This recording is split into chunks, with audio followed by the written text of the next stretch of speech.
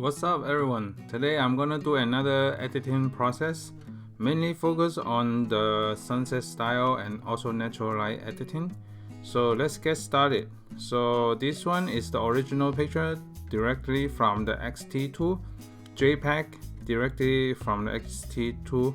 So I shoot JPEG only. If you want to see what's my setting on the X-T2, just search Sync settings or Sync X-T2 settings. You will find the setting videos. I have a couple videos on my settings. So I will first use the E5 for this. I can use the HP2 also, but it's too dark for me in the front unless you reduce the scale a little bit.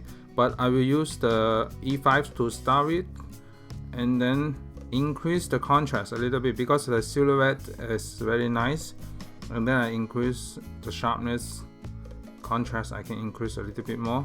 I can reduce the exposure a little bit, and then I will do an Instagram 4x5 crop. So just make sure that the highlight are concentrated on the person's head position.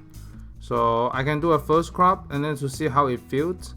It feels like I need to crop it closer, so I might crop it even closer to have a stronger impact on the viewer of the Instagram. So I will just slightly crop it like this. With some headroom on top, I can adjust the parallel for the horizontal lines, and then I will just increase a little bit more since it's a silhouette. So I save this one and then save to the actual size for the VSCO. And then next one, so this one I posted a couple weeks ago with Arial, and then I will do the similar steps, increase a little bit, but based on different frame I might increase different. It's just based on how I feel the picture overall. So sometimes you don't want to reduce too much, just leave a little bit of room. Sometimes you can increase the temperature a little bit so that the sun is a little bit warmer, even though that tone initially is warm already. So I will just crop it, make sure that it's perpendicular to the ground from the building behind. So, and then I make sure the head is on the top third area from the ratio of the crop overall frame, and then I will just save it. So that's I finished this edit and then save it. So next one is the shoot I shot with Lindsay in San Francisco. So it's indoor natural light. So this one I will use the HB2 as the base. I can use a 7.5 to start with, or 7 point something, and I will rotate a little bit to the right so that it's perpendicular to the ground. And I can see the highlight, they are still a little bit too bright. I will increase the highlight save, increase the sharpness a little bit. Make sure that it's center symmetry to her. So I will just reduce the crop a little bit slightly. You can just like that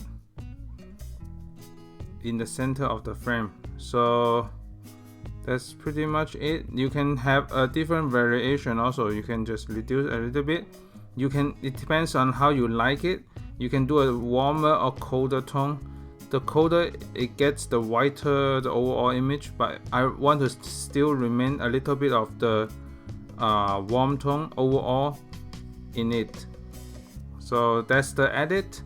Because I have the similar environments, I just copy the edit and then paste it to the next three just to see how it goes. So I pasted the next three portrait. This one is too bright overall to me, so I just reduce -3. And then make sure that it's perpendicular to the ground. It's like the rotation is nicely done, and reduce the make sure the portrait is at the center of the frame. So, and then I finish this edit, and then the next one, so this one I edited, but this one seems like the face is kind of dark.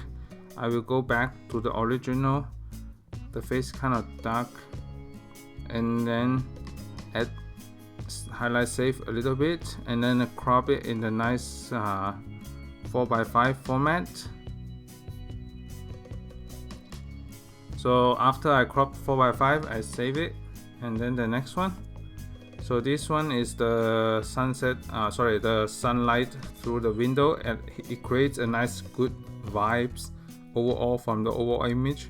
It's kind of like the morning feel. In the morning, it has a nice refreshing feel to me. So I really like the indoor portrait. I will shoot more coming up. So stay tuned on my Instagram. So more indoor portraits coming up. I really like to use this app called Breather. It's nice to rent a room for a couple hours for the portrait shoot in San Francisco. So it's really nice. So next one, I'm gonna crop this one because many of you have commented saying that the color and tone is very nice. So I just want to show you how I edit the tone. So I started with the base. So this is the original color from the classic chrome. So as a base, I increase the HB2 a little bit so that it's a darker and nicely contrast in the bottom.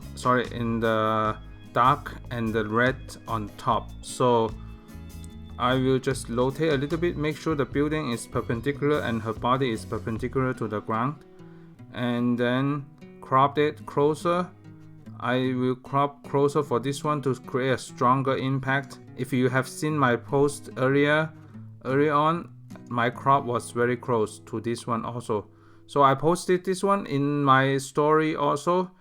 So I will crop even closer to create more impact for this one. And then, so it's nice, like close, but it still retain the city vibes in it.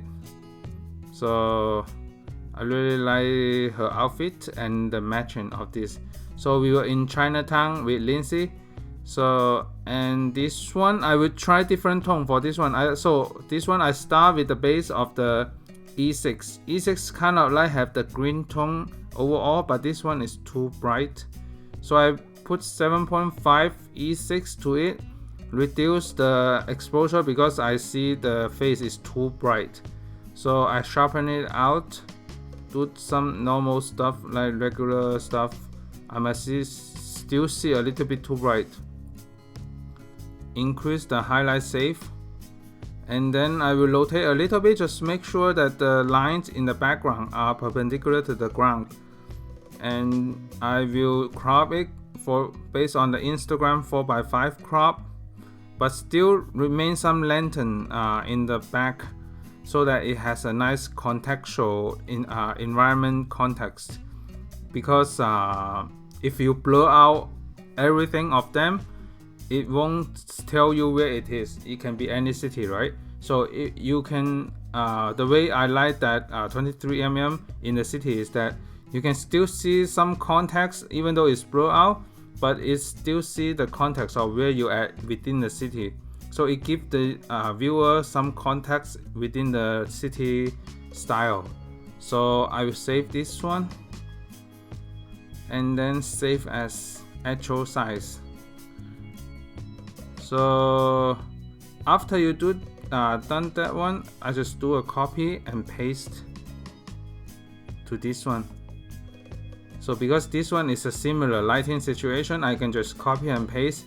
All I need to worry about is just the rotation. Just rotate to the right a little bit, and then I will just crop it to the 4:5 crop with a little bit more lantern in the top so that it has a nice contextual feel in it. So I will save this one and then save as the actual size. So the last one, this is the one that I posted this morning. So I'm gonna just do a quick one. So this one, I think I use the HP tool because I want it darker, and then I increase the contrast a little bit, and then reduce the exposure slightly, and then +4 and +3, rotate to the right a little bit, so make sure the building is perpendicular to the ground. I will just leave as much room as possible for the left and right to create a nice contextual feel to it, and then the sunlight, the main point of the sunlight can remain on the top door area near the head part. The sun flare, what I mean is the sun flare can remain, so I can just increase the height a little bit. So save, and then I save as the main actual size. So that's it for today's editing tutorial. So thank you so much for watching all the video and my feed. I'm getting close to the 70k already, so thank you so much for all the support and comment and likes in my Instagram feed.